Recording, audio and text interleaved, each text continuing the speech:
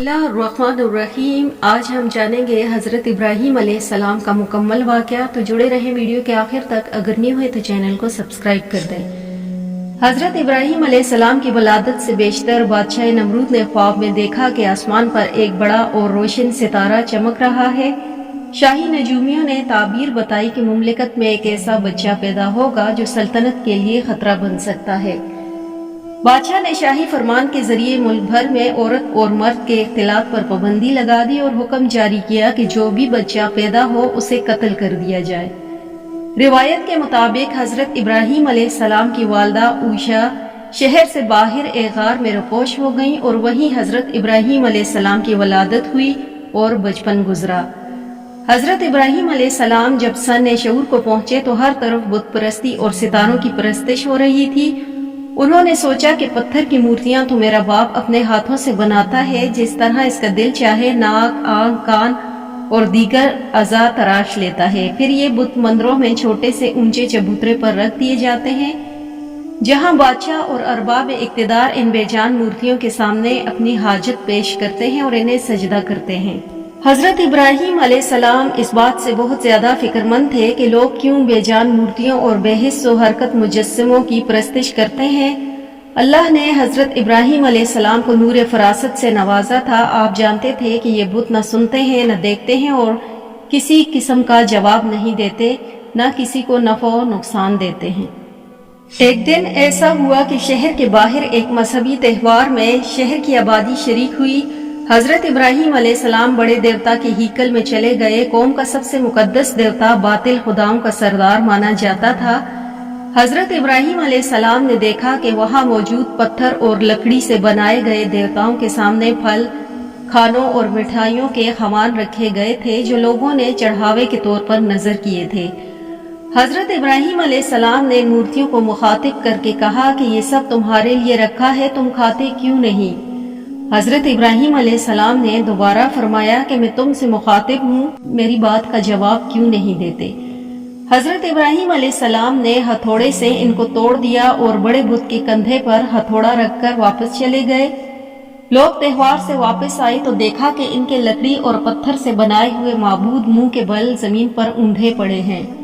کسی کا سر غائب ہے تو کسی کی ٹانگ نہیں اور کسی کے دونوں ہاتھ ٹوٹے ہوئے ہیں۔ اپنے معبودوں کی یہ درگت دیکھ کر کاہن اور سردار بدحواس ہو گئے اور چیخو پکار شروع کر دی کہ پورا ہیکل لرز اٹھا۔ کچھ لوگوں نے کہا کہ ہم نے ابراہیم علیہ السلام کی زبانی بتوں کو برا بھلا کہتے سنا ہے، ہو نہ ہو یہ بے ادبی انہوں نے ہی کی ہے۔ بادشاہ نمرود تک یہ بات پہنچی تو انہوں نے کاہنوں اور درباریوں کو جمع کیا۔ ان کی موجودگی میں حضرت ابراہیم علیہ السلام کو دربار میں طلب کیا۔ دربار لوگوں سے بھرا ہوا تھا۔ حضرت ابراہیم علیہ السلام رعب اور وقار کے ساتھ دربار میں داخل ہوئے اور شاہی پروٹوکول کو نظر انداز کرتے ہوئے نمرود کے سامنے جا کھڑے ہوئے۔ حضرت ابراہیم علیہ السلام کا یہ عمل جہاں اقتدار لوگوں اور خود نمرود پر بجلی بن کر گرا، وہیں اس عمل سے عوام الناس کے دلوں میں حضرت ابراہیم علیہ السلام کی جرات اور حوصلے کی دھاگ بیٹھ گئی۔ مذہبی پیشواؤں نے روبدار آواز سے پوچھا کہ اے ابراہیم، ہمارے بتوں کی توہین کس نے کی؟ حضرت ابراہیم علیہ السلام نے جواب دیا کہ ہتھوڑا بڑے بت کے کندھے پر ہے، اس سے پوچھو کہ یہ کس نے کیا۔ پجاری ندامت اور شرمندگی سے سر جھکا کر بولے کہ ابراہیم، تو خوب جانتا ہے کہ پتھر کی مورتیاں بولتی نہیں ہیں۔ حضرت ابراہیم علیہ السلام نے فرمایا کہ جب یہ بولتے نہیں، حرکت نہیں کرتے، اپنا دفاع نہیں کر سکتے تو تم ان سے نفع پہنچانے کی امید کیوں رکھتے ہو اور نقصان ہونے کا اندیشہ کیوں کرتے ہو؟ تم پر افسوس ہے کہ تم کائنات کے مالک اللہ کو چھوڑ کر جھوٹے معبودوں کو پوجتے ہو۔ کیا تم عقل و شعور نہیں رکھتے؟ حضرت ابراہیم علیہ السلام کی تقریر بت پرستوں کے عقائد پر ایسی کاری زر تھی کہ نمرود اپنی خود ساختہ خدائی کو زمین بوس ہوتے ہوئے دیکھ رہا تھا۔ نمرود چلاک آدمی تھا۔ اس نے حضرت ابراہیم علیہ السلام سے پوچھا کہ اے ابراہیم، تو اپنے باپ دادا کے دین کی مخالفت کیوں کرتا ہے؟ تو ان مقدس بتوں کو معبود ماننے سے منکر کیوں ہے؟ حضرت ابراہیم علیہ السلام نے فرمایا کہ اللہ تعالیٰ ساری کائنات کے تنہا مالک ہے، ہم سب اس کی مخلوق ہے۔ پتھروں اور لکڑیوں سے بنائے ہوئے بت خدا نہیں ہیں، یہ تو اپنی سلامتی اور حفاظت کے لیے بھی دوسروں کے محتاج ہیں۔ परस्तिश के लायक वो हस्ती है जो किसी किस्म की एहतियाज नहीं रखती और तमाम मखलूक इसकी मोहताज है। ये सुनकर नमरूद बोला कि अगर मेरे अलावा कोई रब है तो इसका ऐसा वस्फ बयान कर जिसकी कुदरत मुझ में ना हो। हजरत इब्राहीम अलैहिस्सलाम ने फरमाया कि मेरा रब मौत और हयात पर कादिर है। नमरूद बोला, जिंदगी और मौत तो मेरे कब्जे कुदरत में भी है। इसने एक कैदी जिसको मौत की सजा का हुक्म हो चुका था जान बख्शी और दरबार में मौजूद एक शख्स की गर्दन मार देने का हुक्म सादर किया। हजरत इब्राहीम अलैहिस्सलाम ने नमरूद से कहा कि कायनात का हर जर्रा मेरे रब का मोहताज है। सूरज इसके हुक्म से हर रोज मशरिक से निकलता है और मगरिब में डूब जाता। तू सूरज को मगरिब से निकाल कर दिखा। मजहबी पेशवाओं और बादशाह के अकायद तकजीब ने ईमान नमरूद में दरारें डाल दी।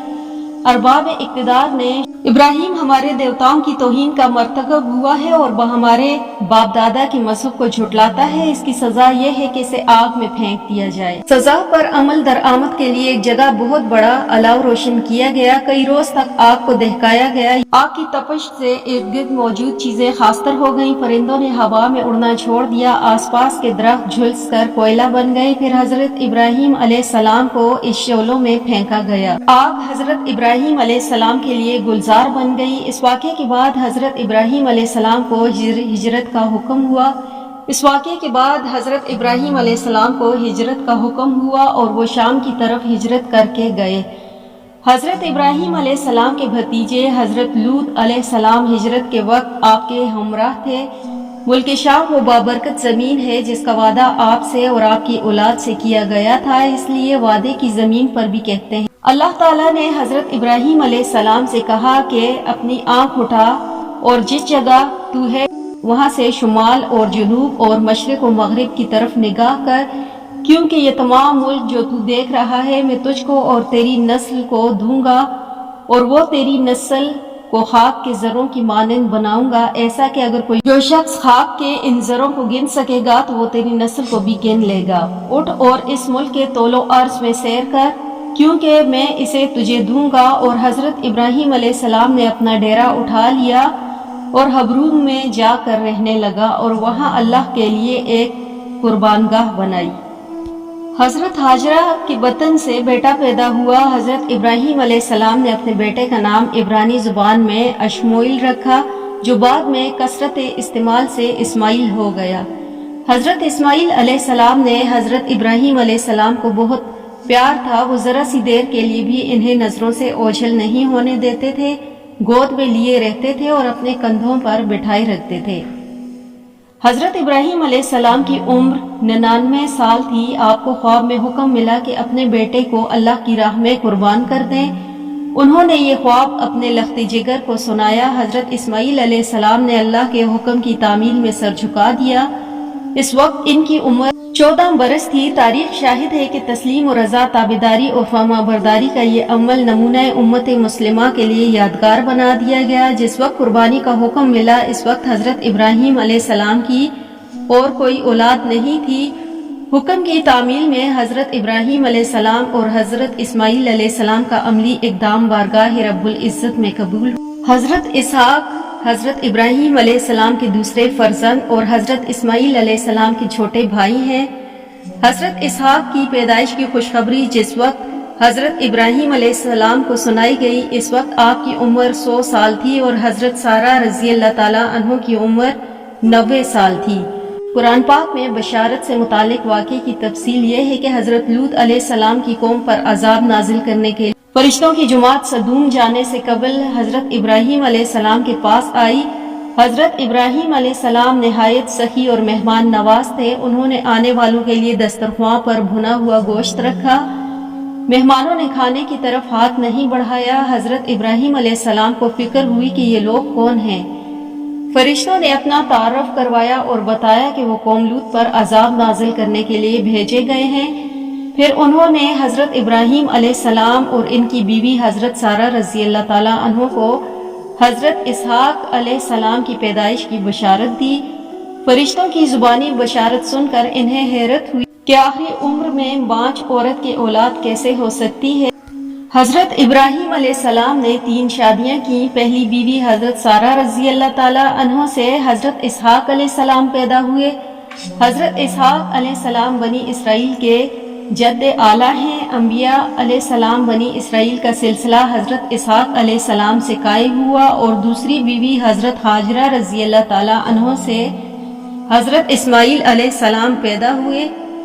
خاتم الانبیاء حضور صلی اللہ علیہ وآلہ وسلم کا سلسلہ نسب حضرت اسماعیل علیہ السلام سے ملتا